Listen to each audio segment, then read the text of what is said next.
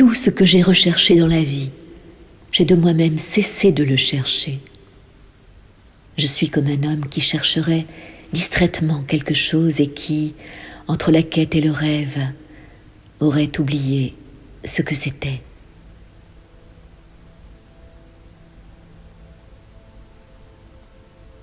Nous vivons presque toujours à l'extérieur de nous, et la vie elle-même est une dispersion perpétuelle. Et pourtant, nous tendons vers nous-mêmes, comme vers un centre autour duquel nous décrivons, telles des planètes, des ellipses absurdes et lointaines.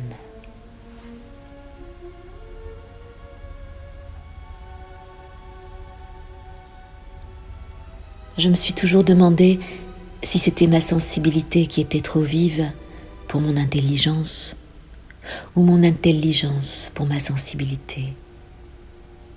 J'ai toujours été en retard sur l'une ou l'autre, ou sur les deux, ou bien c'est la troisième qui était en retard sur les autres.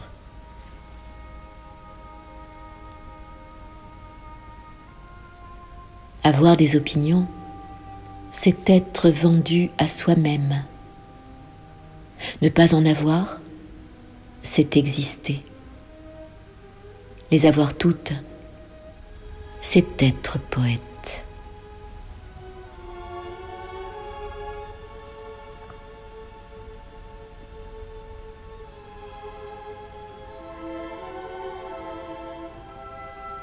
Ne se soumettre à rien, ni homme, ni amour, ni idée.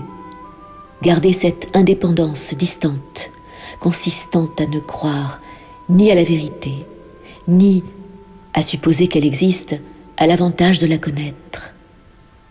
Tel est l'état dans lequel, me semble-t-il, doit s'écouler pour elle-même la vie intérieure et intellectuelle des hommes qui ne peuvent vivre sans penser. Appartenir, banalité suprême. Credo idéal, femme ou métier. Autant de geôles et de fer. Être, c'est demeurer libre.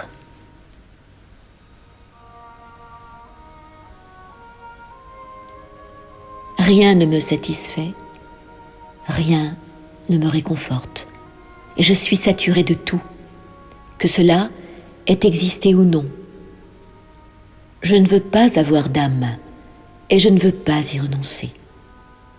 Je désire ce que je ne désire pas, et renonce à ce que je ne possède pas. Je ne peux être ni rien, ni tout. Je suis la passerelle jetée entre ce que je sais ni avoir. On appelle proprement l'érudition, et une érudition de l'entendement qui est ce que l'on appelle la culture. Mais il y a aussi une érudition de la sensibilité.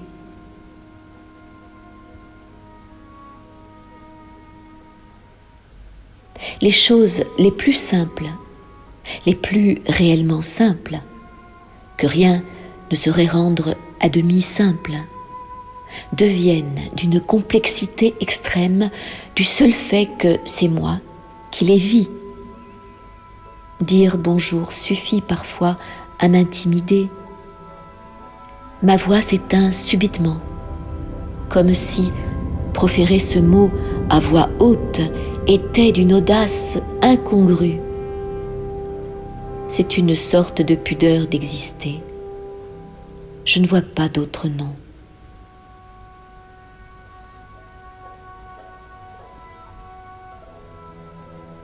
Je me cherche sans me trouver.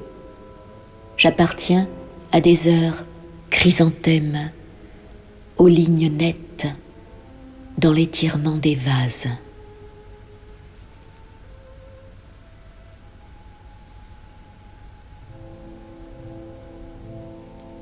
J'ai toujours évité avec horreur d'être compris. Être compris, c'est se prostituer. J'aime mieux être pris sérieusement pour ce que je ne suis pas et être ignoré humainement, avec décence, avec naturel. Je ne suis pas pessimiste, je suis triste.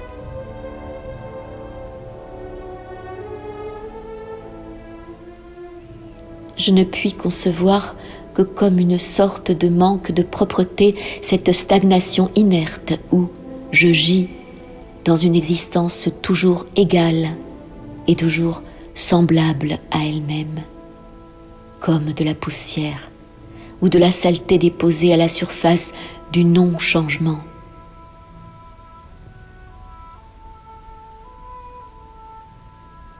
Un souffle léger de musique ou de rêve, n'importe quoi, pour nous faire presque sentir, n'importe quoi pour nous empêcher de penser.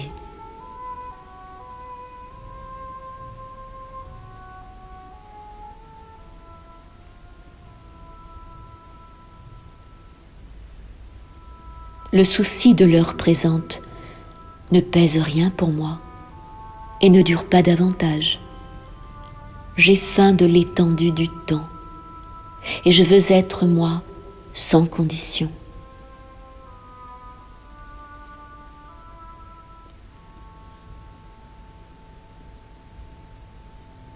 Nous sommes deux abîmes face à face, un puits contemplant le ciel.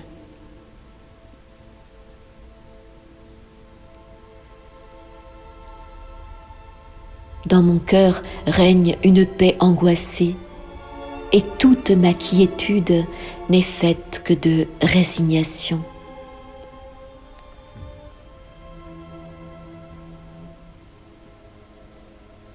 J'appartiens néanmoins à cette espèce d'hommes qui restent toujours en marge du milieu auquel ils appartiennent et qui ne voient pas seulement la multitude dont ils font partie, mais également les grands espaces qui existent à côté.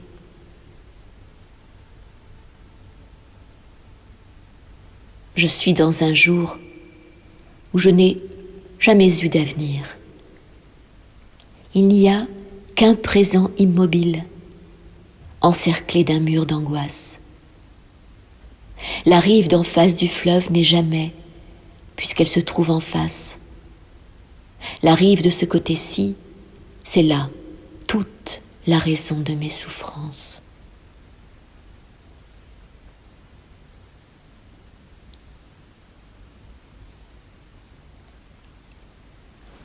Nous sommes qui nous ne sommes pas. La vie est brève et triste. Le bruit des vagues, la nuit, est celui de la nuit même. Et combien l'ont entendu retentir au fond de leur âme, tel l'espoir qui se brise perpétuellement dans l'obscurité, avec un bruit sourd d'écume résonnant dans les profondeurs. Combien de larmes pleurées par ceux qui obtenaient, combien de larmes perdues par ceux qui réussissaient. Et tout cela, durant ma promenade au bord de la mer, est devenu pour moi le secret de la nuit et la confidence de l'abîme. Que nous sommes nombreux à vivre, nombreux à nous leurrer. Quelle mer résonne au fond de nous, dans cette nuit d'exister, sur ces plages que nous nous sentons être et où déferle l'émotion en marée haute.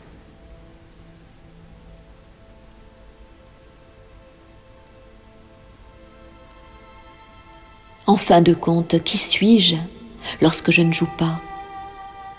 Un pauvre orphelin, abandonné dans les rues des sensations, grelottant de froid au coin venteux de la réalité, obligé de dormir sur les marches de la tristesse et de mendier le pain de l'imaginaire. Mais le vent traîne dans les rues, les feuilles tombent sur le trottoir.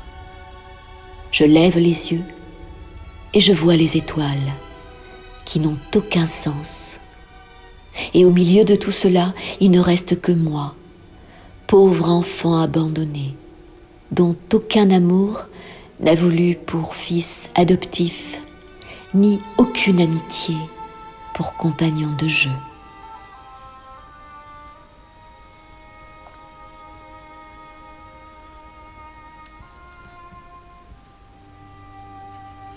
J'érige ces deux principes en règle fondamentale de tout art d'écrire. Dire ce que l'on éprouve exactement comme on l'éprouve, clairement si c'est clair, obscurément si c'est obscur, confusément si c'est confus, et bien comprendre que la grammaire n'est jamais qu'un outil et non pas une loi. La grammaire, qui définit l'usage, établit des divisions légitimes mais erronées. Elle distingue par exemple les verbes transitifs et intransitifs. Cependant, l'homme, sachant dire, devra bien souvent transformer un verbe transitif en verbe intransitif pour photographier ce qu'il ressent, et non comme le commun des animaux hommes, pour se contenter de le voir dans le noir. Si je veux dire que j'existe, je dirais « je suis ». Si je veux dire que j'existe en tant qu'âme individualisée, je dirais « je suis moi ». Mais je veux dire que j'existe comme entité qui se dirige et se forme elle-même et qui exerce cette fonction divine de se créer soi-même. Comment donc emploierais-je le verbe être, sinon en le transformant tout d'un coup en verbe transitif? Alors, promu triomphalement, antigrammaticalement être suprême, je dirais « je me suis ». J'aurais exprimé une philosophie entière en 3 mots. N'est-ce pas infiniment préférable à 40 phrases pour ne rien dire? Que peut-on demander de plus à la philosophie et à l'expression verbale?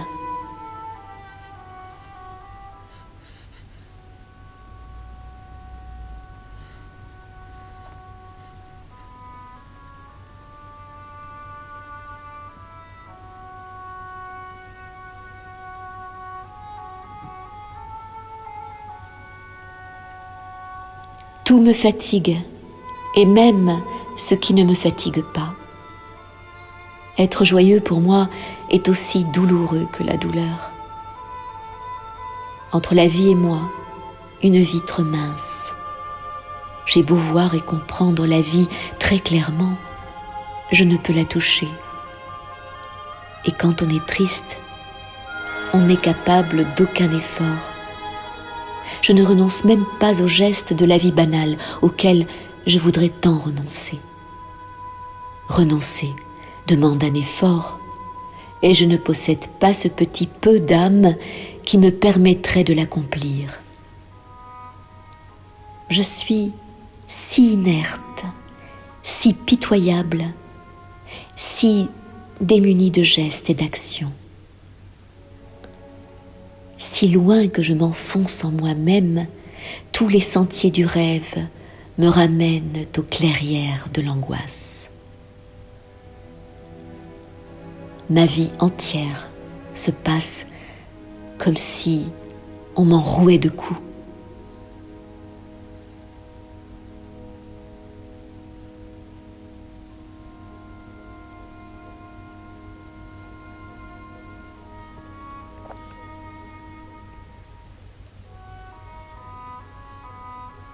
Le dégoût insupportable de tous ces visages, rendus stupides par l'intelligence comme par l'absence d'intelligence, et grotesques a donné la nausée, à force d'être heureux ou malheureux, horribles simplement parce qu'ils existent. Cette marée, à part de choses vivantes auxquelles je demeure étranger.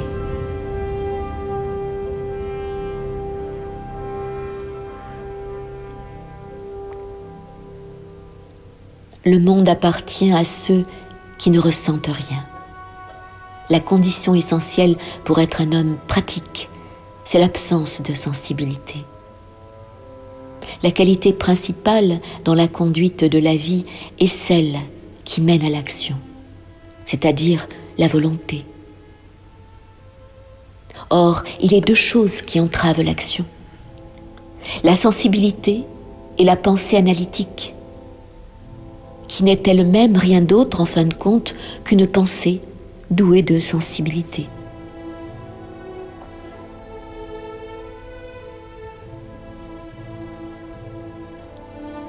Quelle fatigue que d'être aimé, d'être véritablement aimé.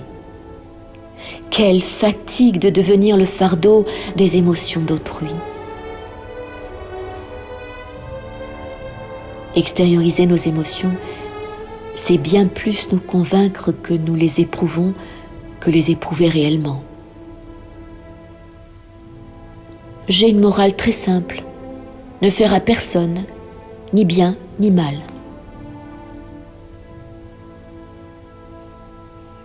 Plus je songe à notre capacité à nous tromper nous-mêmes, plus je sens couler entre mes mains lasses le sable au grain menu des certitudes abolies.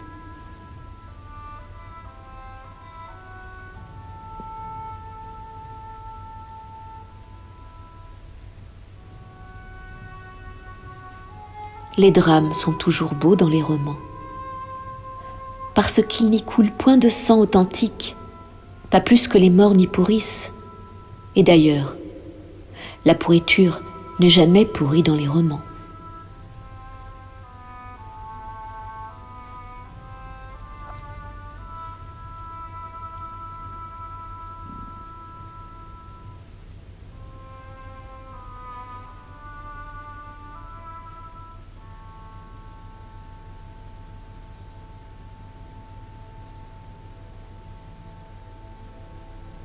L'ironie est le premier signe que la conscience a pris conscience d'elle-même.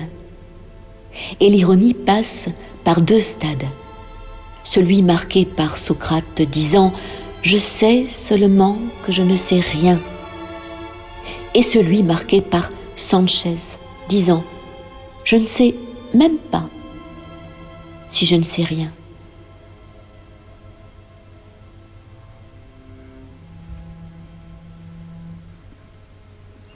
Nous n'aimons jamais vraiment quelqu'un.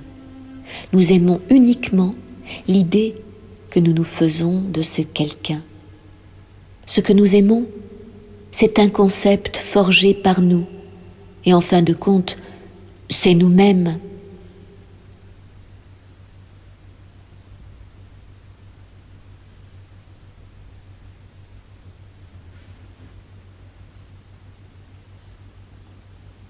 L'intensité des sensations a toujours été plus faible chez moi que l'intensité de la conscience que j'en avais. J'ai toujours souffert davantage de ma conscience de la douleur que de la souffrance même dont j'avais conscience.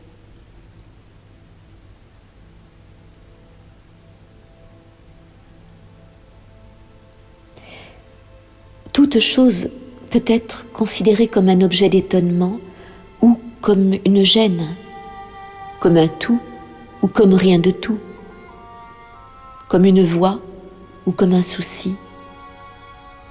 La considérer chaque fois de façon différente, c'est la renouveler, la multiplier par elle-même. C'est pourquoi un esprit contemplatif, qui n'a jamais quitté son village, a cependant l'univers entier à ses ordres.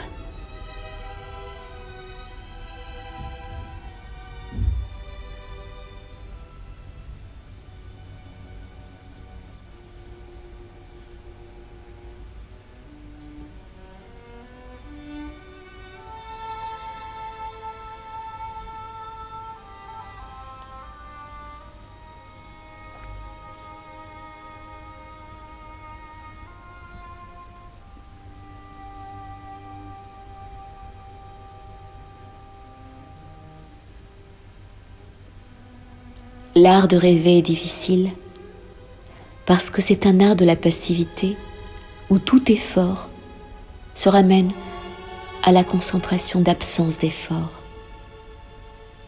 L'art de dormir, s'il existait, ressemblerait sans doute à quelque chose de ce genre.